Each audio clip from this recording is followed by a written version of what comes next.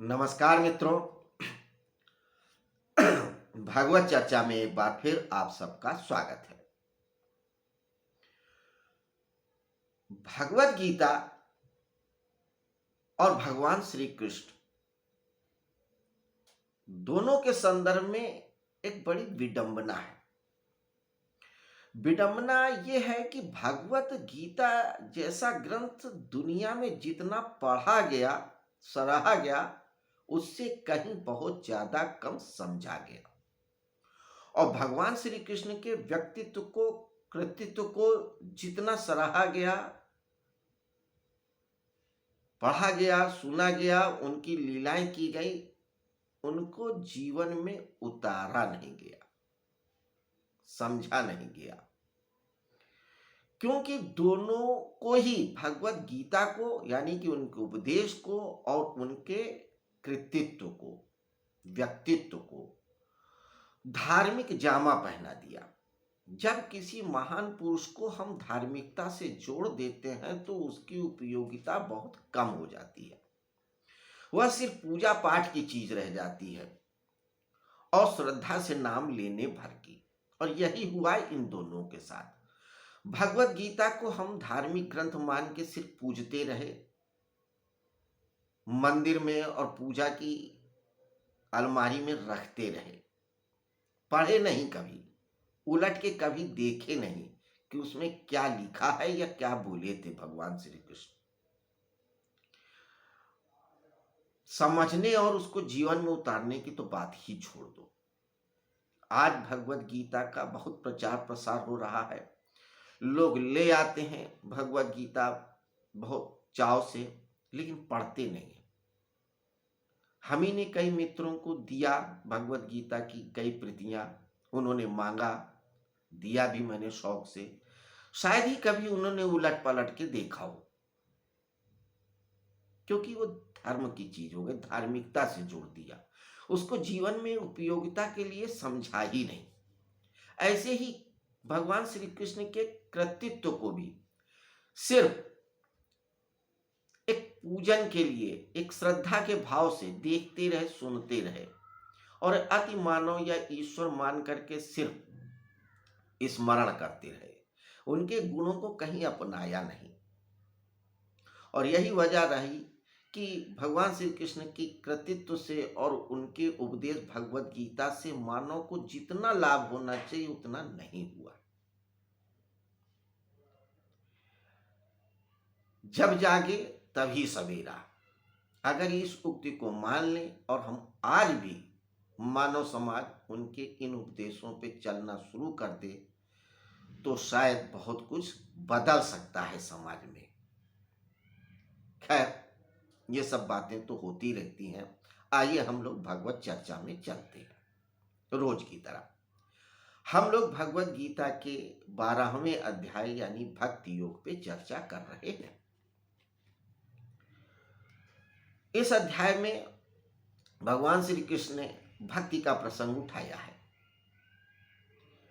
अब अर्जुन के प्रश्न से उन्होंने ये अपनी बात शुरू किया। अर्जुन का प्रश्न था कि सगुण साकार ब्रह्म या निर्गुण निराकार ब्रह्म में किसकी उपासना श्रेष्ठ है। तो भगवान श्री कृष्ण कहते हैं, चूंकि मनुष्य की देह से आसक्ति बहुत होती है, देह का सिर्फ फिजिकल बॉडी नहीं, अपने कमाए हुए धन, मान, सम्मान, सिद्धांत, इन सब से भी बहुत आसक्ति होती है, जिसके कारण निर्गुण निराकार ब्रह्म की उपासना में कठिनाई होती है। इसलिए सगुण साकार ब्रह्म की उपासना सहज सरल है और उसको करो, वही श्रेष्ठ है मेरे मत से। श्रेष्ठ किसी और कारणों से नहीं, मार्ग की कठिनाइयों की वजह से, मन उसकी खुद की कठिनाइयों की वजह से। और उन्होंने भक्त को श्रेष्ठ बताने के बाद 12वें श्लोक के बाद 13वें श्लोक से लेकर 19वें श्लोक तक भक्त की विशेषताएं बताई या उसके लक्षण बताए हैं। कल 13वें और 14वें श्लोक में हमने 12 लक्षणों को देखा भी। आज उसके आगे का श्लोक देखते हैं, जिसमें कि कुछ और लक्षणों को बताते हैं। तो आइए पहले अब श्लोक देखते हैं, फिर उन लक्षणों पे चर्चा करते हैं। श्लोक कहता है, यस मन्नो दिशते लोको लोकान्नो दिशते चा यह हर्षामर्ष भयोद्वेग मुक्तो या सा चा में प्रिया। पिछले 2 श्लोकों में उन्होंने 12 लक्षण बताए थे, 2 श्लोकों में। इस श्लोक में भी 6 लक्षण बता रहे हैं। उन 2 श्लोकों में 12 लक्षण थे और इस अकेले श्लोक में 6 लक्षण, यानी हर श्लोक में 6-6 लक्षण बताते चल रहे हैं भक्तों के। कमोबेश बातें वही हैं। अक्सर जब हम किसी बात को बताना चाहते हैं तो कई तरीके से बताते हैं, जोड़ दे के कई तरीके के शब्दों का इस्तेमाल करते हैं, उसको कई प्रकार से बोलते भी हैं। तो इस श्लोक में भी जिन बातों को कहा गया है वे बातें पहले भी किन्हीं न किसी रूपों में समझाई गई हैं, लेकिन संदर्भ दूसरे रहे होंगे, वजह दूसरी रही होगी। पर जब भक्ति की बात चल रही है तो उसको उन्होंने फिर कहा है। एक्चुअली परम तत्व का जो अनुभव होता है वो एक ही होता है और उसका मार्ग भी एक ही है, बस हमारी समझ अलग अलग है। थोड़ा तरीके अलग अलग हो सकते हैं, क्योंकि हर व्यक्ति अपने आप में भिन्न है। हर समुदाय, हर समूह, हर देश, हर साम्राज्य भिन्न है। तो इसलिए थोड़ा सा विधियों में परिवर्तन हो सकता है, लेकिन शाश्वत सत्य वही होता है। तो जो शाश्वत सत्य है वो तो उसी तरह से बताया जाएगा ना। इसलिए कई बार लगता है कि उसी बात को बार बार दोहराया जाता है। तो इसके स्पष्टीकरण के लिए हमने ये कहना या बताना जरूरी समझा। तो इस श्लोक में कहते हैं, यस्मान्नो दिशते लोको लोकान्नो दिशते चा यह हर्षामर्ष भयोद्वेग मुक्तो या सा चा में प्रिया। हिंदी में अर्थ देखते हैं। हिंदी में कहते हैं, जिससे कोई भी प्राणी उद्विग्न नहीं होता और जो स्वयं भी किसी प्राणी से उद्विग्न नहीं होता, तथा जो हर्ष अमर्ष ईर्ष्या भय और उद्वेग से यानी हर प्रकार के हलन चलन से रहित है, वह मुझे प्रिय है। प्रिय यानी कि वही भक्त है, जिससे कोई भी प्राणी क्षुब्ध नहीं होता है। हम अक्सर बहुत लोगों से क्षुब्ध हो जाते हैं, परेशान हो जाते हैं, इरिटेट हो जाते हैं। सामान्य शब्दों में कहें, है अंग्रेजी का शब्द लेकिन प्रचलन में है। तो हम लोग अक्सर किसी न किसी से इरिटेट हो जाते हैं। बहुत बार अच्छे लोगों से भी इरिटेट हो जाना पड़ता है, क्योंकि वो अच्छी बातों को इतनी बार बताते हैं, इस तरह से बताते हैं, अपने आप को इतना प्रेजेंट करते हैं कि लगता है उनसे अच्छा कोई है ही नहीं है। और जो वास्तव में बहुत अच्छा होता है वो अपने आप को बहुत प्रेजेंट नहीं करता, अपने आप को बार बार दिखाता नहीं कि मैं अच्छा हूं, क्योंकि अच्छाई है तो वो स्वतः दिखेगी।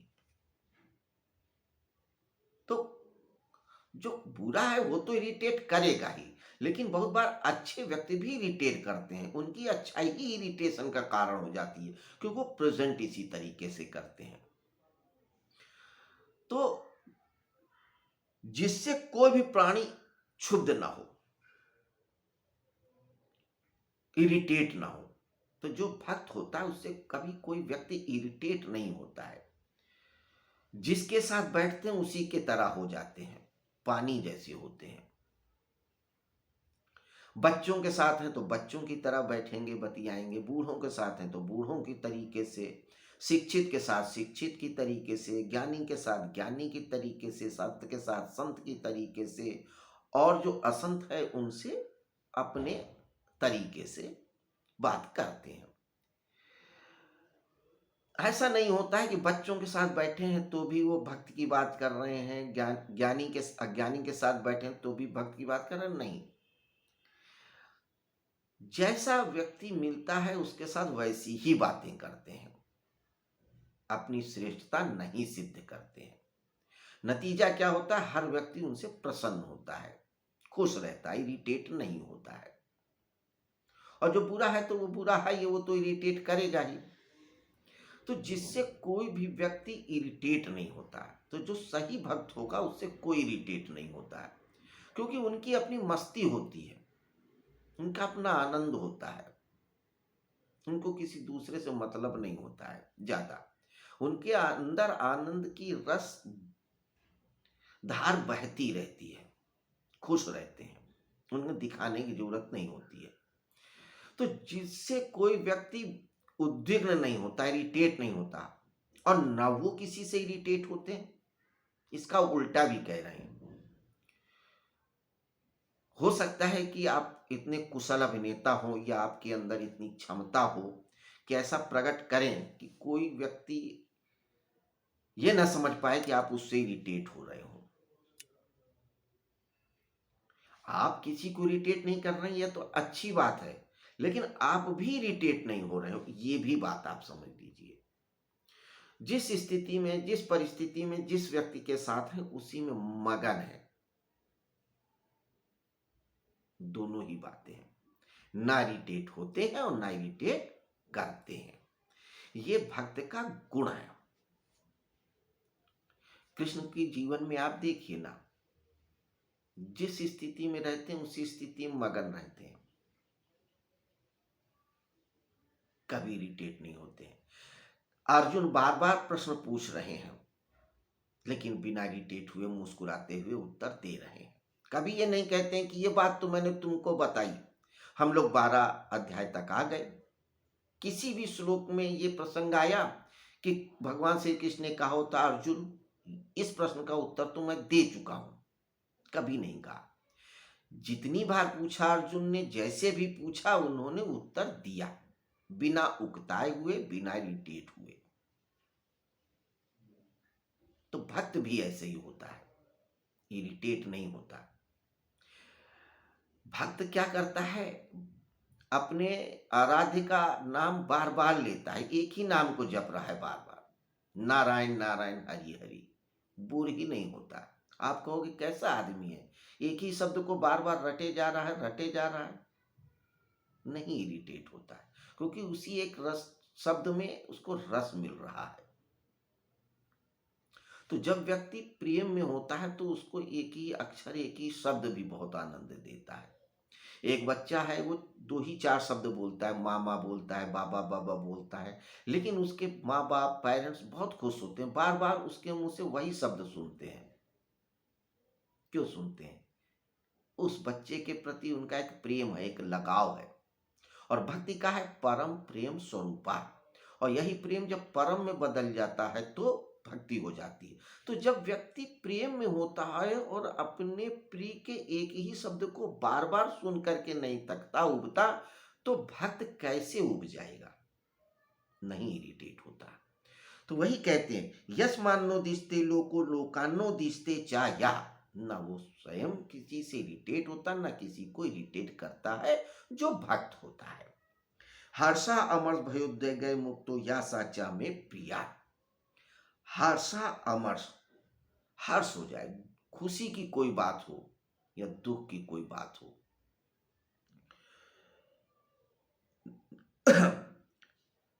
भय और उद्वेग, और चाहे कोई डर की बात हो या उत्तेजना की बात हो, वैसा ही रहता है, शांत, सौम्य और मुस्कुराता हुआ, अपने आप में स्थित। तो चाहे खुशी आए, चाहे गम आए, चाहे उत्तेजना की बात हो और चाहे डर की बात हो, राग हो, भय हो, शोक हो, कुछ भी हो, वह उसी तरीके से मगन रहता है अपने आराध्य की पूजन, मनन, चिंतन में। तो ये भी कुछ लक्षण हैं, क्योंकि भगवान कृष्ण साफ कर देना चाहते हैं, अर्जुन को ये बता देना चाहते हैं, या भक्तों को इन श्लोकों के द्वारा क्लियर कर देना चाहते हैं कि भक्तों, भक्ति का अर्थ सिर्फ फूल चढ़ाना, प्रसाद चढ़ाना, आरती गाना, अगरबत्ती सुलगाना, धूप करना, मंदिर में माथा टेक देना, ब्राह्मणों को जिमा देना ही नहीं होता है। ये तो बाहरी क्रियाकलाप है, इससे भक्ति का कोई ज्यादा लेना देना नहीं है।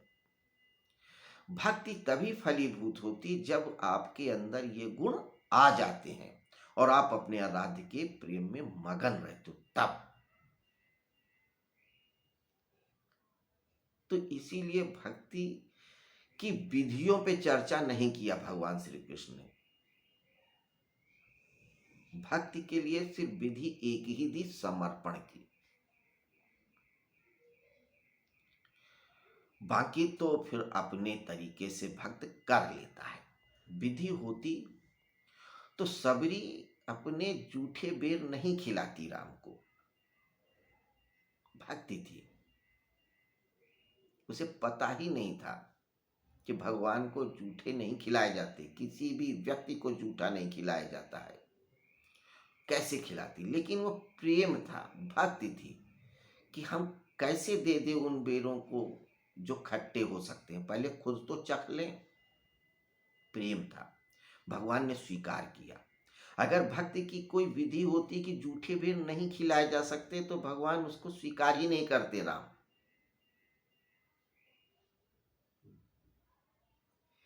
ये तो पुराने समय की बात हो गई। आधुनिक समय में भी रामकृष्ण परमहंस जब काली की पूजा करते थे तो भोग खुद खा लेते थे। पहले पुजारियों ने विरोध किया, मंदिर के ट्रस्टियों ने विरोध किया, तो कहते थे कि मैं माँ को कैसे बिना चखे खिला दूं, भोजन अच्छा है नहीं है, अध पका है नहीं पका है, पहले मैं तो चख लूं। चखते थे, खिलाते थे। लोगों को बाद में आश्चर्य हुआ कि वो प्रसाद माँ काली ग्रहण करती थी। फूल सूंघ लेते थे फिर चढ़ाते थे। रामकृष्ण परमहंस बहुत बड़े भक्त कहलाते हैं, आज भी कहलाते हैं।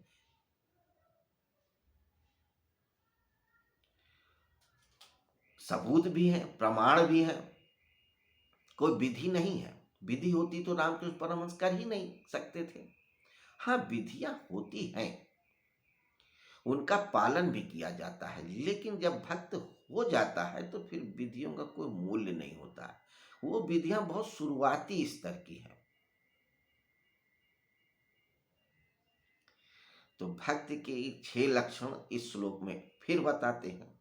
इसके अलावा 16, 17, 18, 19 आगे के 4 श्लोकों में भी सिद्ध भक्तों के लक्षण बताते हैं।